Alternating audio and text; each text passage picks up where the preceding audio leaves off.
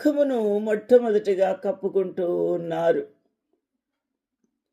అనగా ప్రభు యొక్క తేజస్సును, మహిమను, ఆయన స్వరూపమును చూడలేని ఆ మహామహిమ వశుడై ఉన్న ఆ ప్రభువును చూడలేక ముఖాన్ని కప్పుకుంటూ ఉన్నారు. రెండు రెక్కలతో కాళ్లను కప్పుకున్నారు.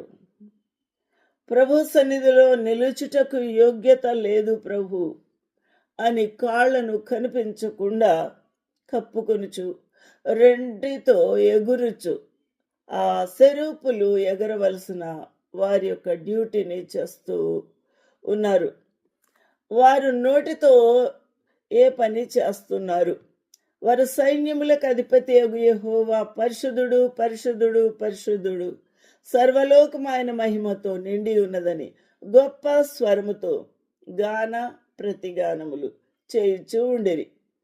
పరిశుద్ధుడు, పరిశుద్ధుడు, పరిశుద్ధుడు ఎవరు? ఆయన సైన్యములకు అధిపతి యెహోవా. సైన్యములు ఎవరు? దేవదూతలు ఆయన సైన్యమే, భక్తులు ఆయన సైన్యమే, సర్వ ప్రకృతిలో ఉన్న జీవులు అందరూ కూడా ఆయన సైన్యమే.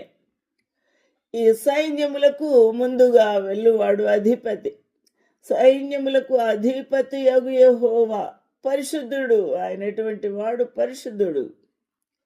ఆయన మహామహుడు, ఆయన మహోన్నతుడు. సర్వలోకము ఆయన మహిమతో నిండి ఉన్నది. ఆయన యొక్క మహిమ వలననే, ఆయన కరుణామృతము వలననే, ఆయన దయా అమృతము వలననే, ఆయన కరుణధారలు ఒలకబోస్తున్న ఆ జీవ జల నదుల వలనే సర్వజీవులు తృప్తి చెందుతూ ఉన్నాయి. ఆయన యందు భయభక్తులు కల వారి యొక్క ఆశను ఆ జీవ జల నదులు తీర్చుచూ ఉన్నాయి. దేవునికి మహిమ కలుగునుగాక.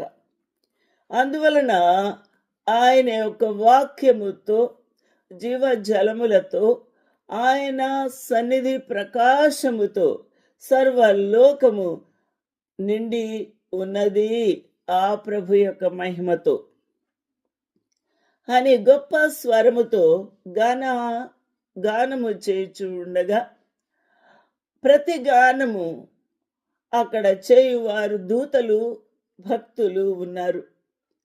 కాబట్టి ఇంత గొప్ప ఈ యొక్క స్తుతి గానములు కోటాను కోట్ల దేవదూతల మధ్య ఆ యొక్క మహా